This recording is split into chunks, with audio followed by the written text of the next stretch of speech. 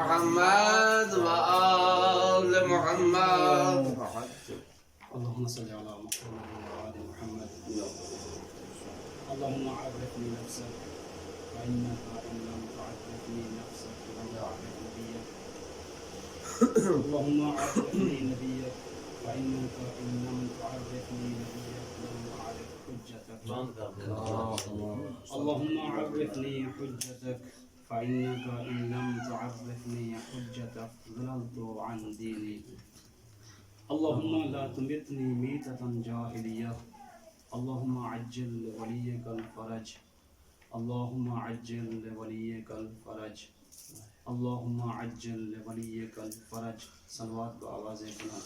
اللهم صل على محمد وآل محمد وعجل. ما شاء الله لا حول ولا قوة إلا بالله العلي العظيم.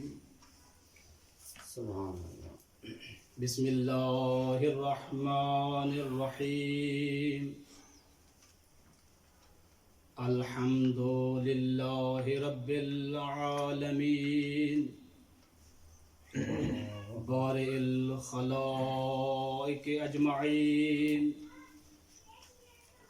والصلاة والسلام على أشرف الأنبياء والمرسلين ماشاءاللہ ماشاءاللہ جی ماشاءاللہ. شفيع المذنبين ورحمة للعالمين سبحان اللہ.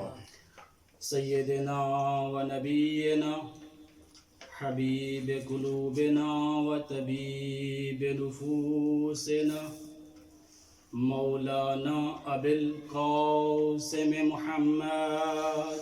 اللهم صل على محمد وآل محمد وعجل. وعلى آله الطيبين الطاهرين المعصومين المظلومين المنتجبين المنتخبين الذين أذهب الله عنهم الرجس وطهرهم تطهيرا. اللهم صل على محمد وآل محمد. لعنة الله على أعدائهم أجمعين من الأولين والآخرين إلى قيام يوم الدين. حسبنا الله ونعم الوكيل، نعم المولى ونعم النصير. أما بعد فقد قال أبا عبد الله الحسين عليه السلام: شيعتي مهما شربتم عذب ماء فاذكروني، أو سمعتم بغريب أو شهيد فاندبوني. درود پر محمد. اللهم صل على محمد وآل محمد وعجل. عزیزان گرامی، ماشاء اللہ. محترم سامعین کرام، موالیان حیدر قرار، ماشاءاللہ ماشاءاللہ عزاداران امام حسین علیہ السلام، ماشاءاللہ.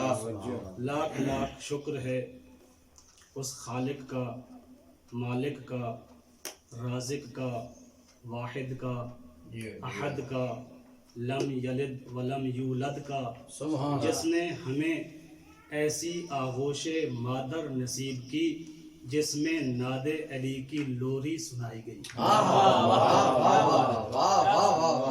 زندہ و سلامت رہو. لاکھ لاکھ شکر ہے پروردگار عالم کا، خلاق عالم کا، جس نے ہمیں وہ گھر نصیب کیے جن کے اوپر علم عباس کا سایہ رہتا ہے.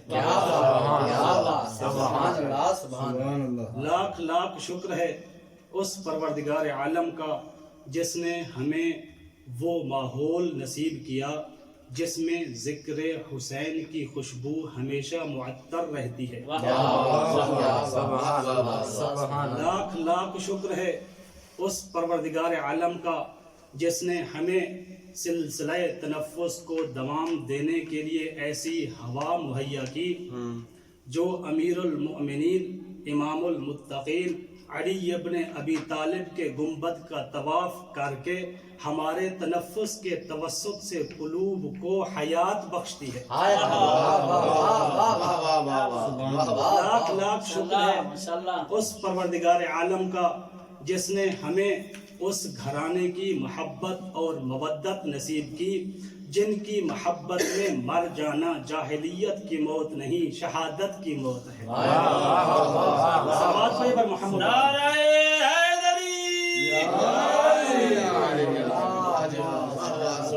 پروردگار عالم ان سانسوں کو ان آوازوں کو کبھی منقطع نہ کرنا جو ذکر علی میں ہمیشہ بلند ہوتی ہیں۔ پروردگار عالم ان ہاتھوں کو کبھی تنگ دست نہ کرنا جو ذکر حسین میں بلند ہوتے ہیں۔ صلوات پڑھیں بر محمد و آل محمد۔ صلی علی محمد و آل محمد وعجل فرجہ۔ اس جملے کے ساتھ اپنی گفتگو شروع کرنے لگا ہوں کہ انسان کی زندگی کا ماحصل اور نتیجہ کیا ہے۔ سبحان اللہ۔ بات مبہم ہے، اس کو بیان کرنے کے لیے تھوڑا سا وقت چاہیے۔ ایک مثال دیتا ہوں تاکہ بات واضح ہو جائے۔ ماشاءاللہ۔ ایک شخص صبح اٹھتا ہے، ایک مزدور، ایک عامل، ایک محنت کش صبح اٹھتا ہے، کام پہ چلا جاتا ہے، 7-8 گھنٹے کام کرتا ہے۔ کام کرنے کے بعد اس کے ہاتھ پہ 500-600 روپے رکھ دیے جاتے ہیں اور کہا جاتا ہے کہ یہ تیرے 8 گھنٹے کی اجرت ہے۔ تو معلوم ہوا اس شخص کے 8 گھنٹے کا ماحصل 600 روپے ہے۔ ایک شخص روزانہ دفتر جاتا ہے، مہینے کے آخر میں اسے 25,000-30,000 روپے دے دیے جاتے ہیں جو کہ اس کی سیلری ہوتی ہے، اس کی تنخواہ ہوتی ہے، اس کی اجرت ہوتی ہے۔ تو معلوم ہوا کہ مہینے کا ماحصل، اس شخص کے مہینے کا ماحصل اور نتیجہ یہی 25,000-30,000 روپے ہیں جو اسے دیے گئے ہیں۔ یہ مثال ایک مادی شخص کی ہے۔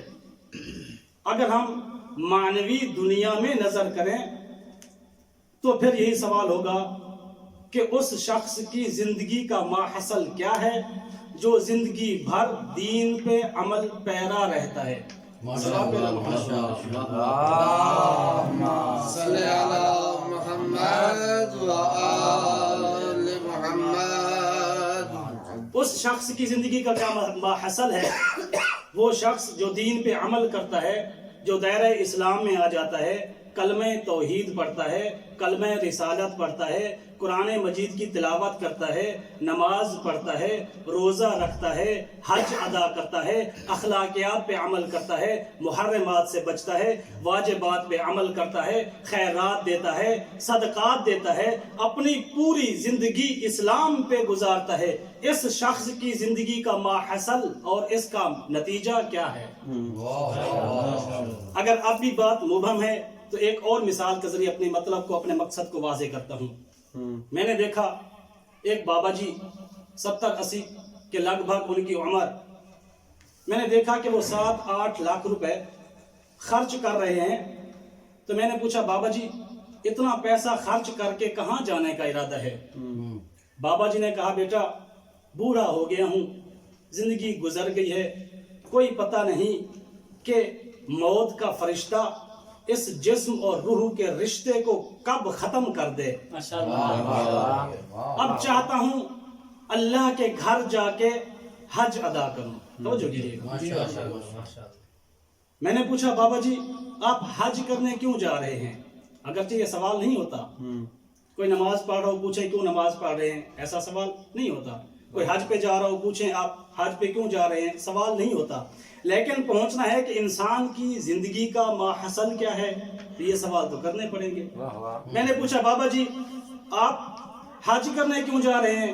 کہا بیٹا دولت مند ہوں، ثروت مند ہوں، مالدار ہوں، حج واجب ہے، اللہ کا قرض میرے اوپر ہے، زندگی کا کوئی پتہ نہیں، موت کا کوئی پتہ نہیں، میں چاہتا ہوں اللہ کے اس قرض کو ادا کر کے جاؤں تاکہ مرنے کے بعد اللہ مجھ پہ راضی ہو اور مجھے جنت دے دے۔ تو کیا ماحصل ہے؟ مادی انسان کی زندگی کا ماحصل وہ اجرت ہے، اور معنوی انسان جو اسلام پہ عمل کرتا ہے اس کی زندگی کا ماحصل کیا ہے؟ حصول جنت۔ کوئی بھی مسلمان ہو، جو شخص بھی کلمہ پڑھتا ہے، کسی سے پوچھ لے مرنے کے بعد آپ کی تمنا کیا ہے، آپ کی خواہش کیا ہے، آپ کی آرزو کیا ہے، آپ کی اچھا کیا ہے، تو اگر گناہگار بھی ہوگا تب بھی کہے گا میں چاہتا ہوں مرنے کے بعد جنت میں جاؤں۔ تو پتہ چلا مسلمان کی زندگی کا ماحصل، مسلمان کی زندگی کا نتیجہ، مسلمان کی خواہش، مسلمان کی تمنا، مسلمان کی آرزو یہ ہے کہ مرنے کے بعد اسے جنت میں جانا ہے۔ اب اسی مقصد کو حاصل کرنے کے لیے مسلمان دو طرح کے راستے اختیار کرتا ہے، ایک طویل راستہ ہے اور ایک مختصر اور شارٹ کٹ راستہ ہے۔ طویل راستہ کون سا؟ جس میں عبادت کرنی ہے، واجبات ادا کرنے ہیں، محرمات سے بچنا ہے، اخلاقیات پہ عمل کرنا ہے، صدقات دینے ہیں، خیرات دینے ہیں، مدرسے بنانے ہیں، مسجد بنانی ہے، ہر کار خیر کو انجام دینا ہے اور ہر کار بد سے بچنا ہے تاکہ مرنے کے بعد جنت ملے۔ اور ایک مختصر راستہ اختیار کرتے ہیں، وہ کون سا راستہ؟ بعض شدت پسند لوگ، بعض شر پسند لوگ، بعض دشمنان اسلام، بعض دشمنان نسل، بعض جوانوں کے دشمن جوانوں کو بلاتے ہیں، ان کے برین واشنگ کرتے ہیں اور انہیں کہتے ہیں جوانی میں مر جو تب بھی، بڑھاپے میں مر جو تب بھی، آخرت میں منہ دکھانا ہے۔ اگر آخرت میں کامیابی چاہتے ہو، اگر آخرت میں جنت چاہتے ہو، اگر آخرت میں حوریں چاہتے ہو، اگر آخرت میں جنت کے مزے لینا چاہتے ہو تو ہمارے پاس آؤ، ایک مختصر راستہ بتاتے ہیں، اس پہ عمل کرو گے جنت یقینی ہو جائے گی۔ کون سا راستہ؟ کہا کہ اپنے جسم کے اوپر انسان سوز یا انسانیت سوز مواد کو باندھو اور کسی بھی مجتمع انسانی میں چلے جاؤ، وہاں تو نے بٹن پریس کرنا ہے، جتنے بندے مریں گے، مرنے کے بعد تم جنت میں جتنے لوگوں کو مارو گے اتنی حوریں ملیں گی۔ اب یہ شخص چلا جاتا ہے مجتمع انسانی میں، مسجد میں چلا گیا، جنت لینے جا رہا ہے اللہ سے، اور لے کہاں سے رہا ہے؟ اللہ کے گھر میں نماز پڑھنے والوں کو مار کے۔ امام بارگاہ میں چلا گیا، کسی جلسے میں چلا گیا، کسی جلوس میں چلا گیا، فوجی چھاؤنی میں چلا جاتا ہے، پولیس کی چوکی پر چلا جاتا ہے، بچوں کے اسکول میں چلا جاتا ہے، کافر کے پاس نہیں جائے گا۔ جنت بھی اللہ سے لینی ہے اور مسلمانوں کو مار کے لینی ہے۔ عجیب منطق ہے۔ اب یہ شخص اس طرح کے اجتماعات میں جاتا ہے اور سوچ رہا ہوتا ہے ادھر سے میں نے بٹن پریس کرنا ہے، ادھر سے دھماکہ ہونا ہے اور ادھر بغیر کسی توقف کے میں نے جنت میں جانا ہے۔ میں نے کہا بے وقوف انسان، اے بے وقوف انسان، اس نے تیرا دماغ خراب کر دیا اور تو چاہتا ہے کہ جنت کو حاصل کروں۔ یہ طریقہ نہیں ہے جنت حاصل کرنے کا۔ اگر جنت بھی حاصل کرنی ہے تو اس کا بھی کوئی اصول ہے، اس کا بھی کوئی طریقہ ہے، اس کا بھی معقول طریقہ ہے۔ کہا کہ کون سا طریقہ ہے؟ میں نے تو جانا ہے جنت میں۔ اس نے کہا یہ کام کرو جنت میں جاؤ گے، میں تو اپنے آپ کو فنا کر کے جنت جانا چاہتا ہوں۔ تیرے پاس اگر کوئی اور راستہ ہے بتا، میں اسی پہ عمل کرنا چاہتا ہوں۔ میں نے کہا اگر جنت جانا ہے تو ایک بات یاد رکھ، تب تک جنت نہیں ملے گی جب تک سردار جنت کو راضی نہیں کرو گے۔ پتہ نہیں کیا سن رہے ہیں آپ؟ تب تک جنت نہیں ملے گی جب تک سردار جنت کو راضی نہیں کرو گے۔ کہا کہ کون ہے سردار جنت؟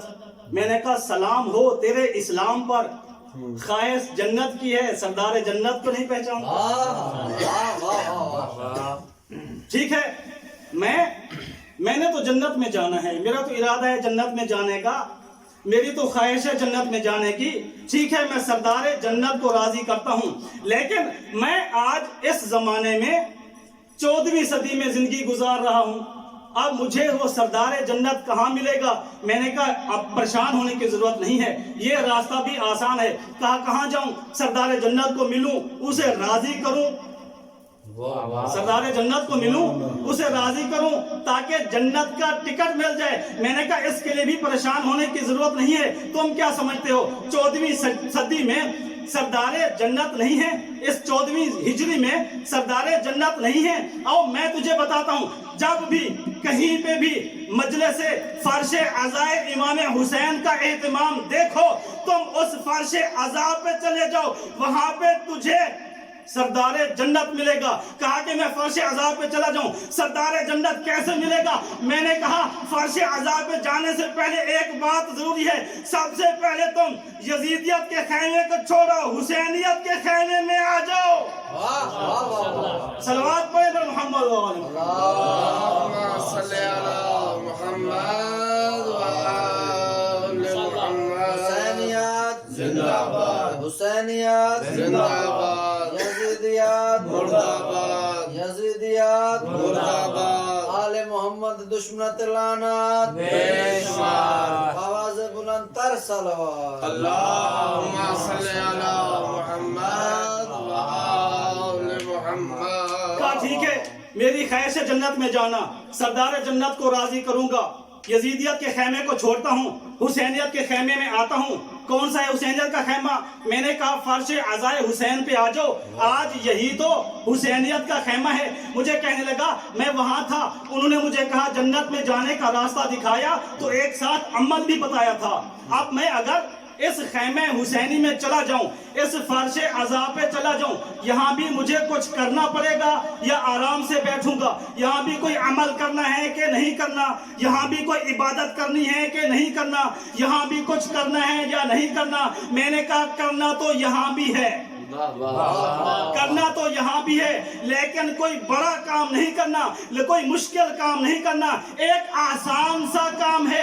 فرش عزا پہ بیٹھو، جب مصیبت حسین کو سنو، اپنی آنکھ سے ایک آنسو نکالو، جنت تیری مشتاق ہوگی۔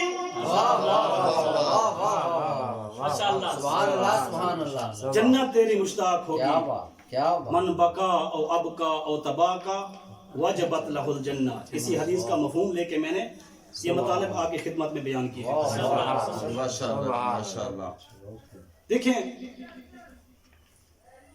واقعہ کربلا سے پہلے اور واقعہ کربلا کے بعد، ٹائم بتائیے کہ مجھے، ماشاءاللہ 17 منٹ۔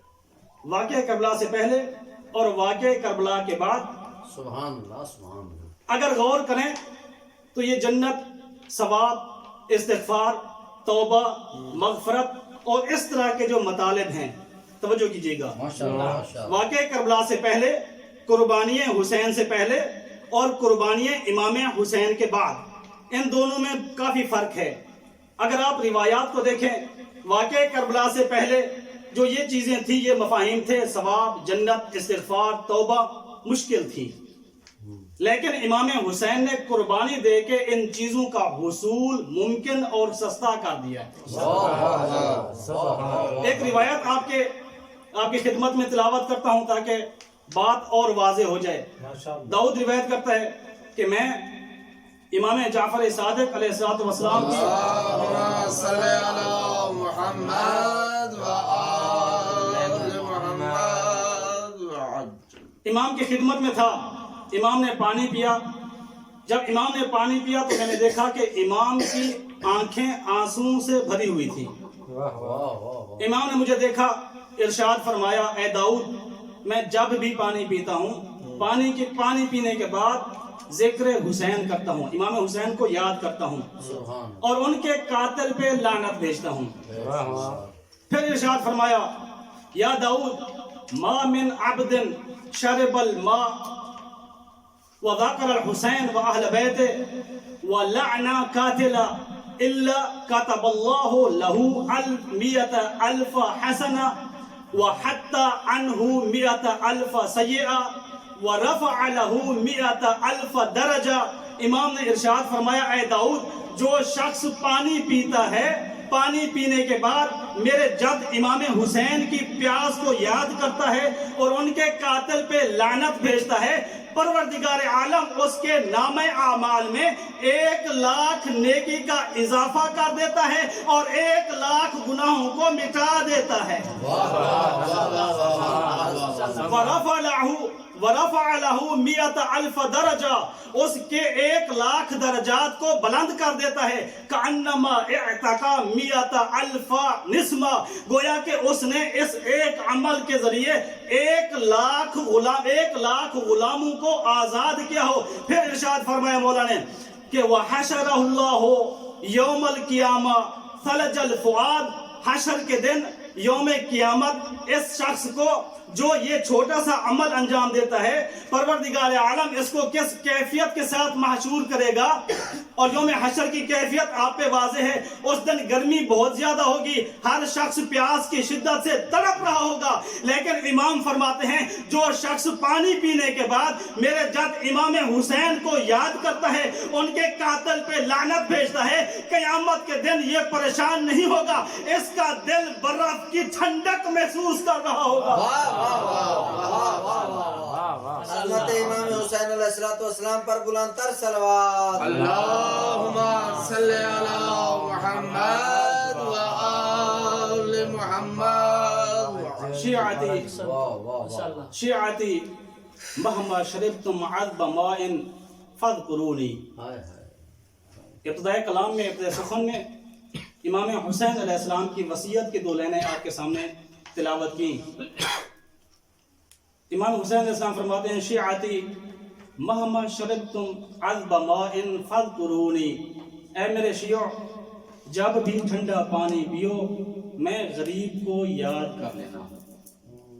او سمعتم بغریب او شہید فانتبونی، جب کسی پردیسی کی خبر سننا، جب کسی غریب کے بارے میں کچھ سننا، جب کسی شہید کے بارے میں کوئی خبر سننا، فانتبونی تو میرے اوپر بھی گریہ کر لینا۔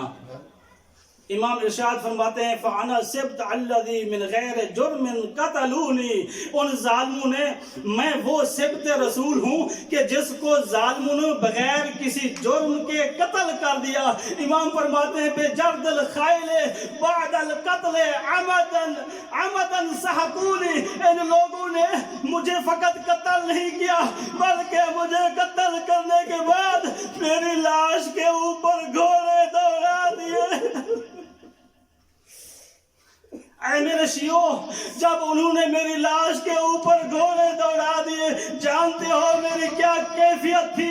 عمدن سحقونی، ان گھوڑوں کے دوڑنے کی وجہ سے میرے دائیں حصے کی ہڈیاں بائیں طرف آ گئی اور بائیں حصے کی ہڈیاں دائیں طرف آ گئی۔ سحقونی کا معنی تو اور ہے، مجھ میں جرأت نہیں کہ میں بیان کروں۔ آگے امام ارشاد فرماتے ہیں اور اپنی خواہش کا اظہار کر رہے ہیں، اپنی تمنا کا اظہار کرتے ہیں اپنے شیعوں سے، لیتکم یوم عاشور جمیعا تنظرونی، کاش کہ تم سارے کے سارے عاشور کے دن کربلا میں ہوتے، مجھے دیکھتے۔ کیفا استسقی لطفل فابوا ان یرحمونی، میں اپنے چھوٹے بچے کے لیے پانی مانگتا تھا، ان ظالموں نے مجھ پر رحم نہیں کیا، پانی دینے کی بجائے میرے چھوٹے بچے پہ تیر چلا دیا۔ مہما شربتو عذب ماء فاذکرونی، او سمعتم بغریب او شہید فانتبونی۔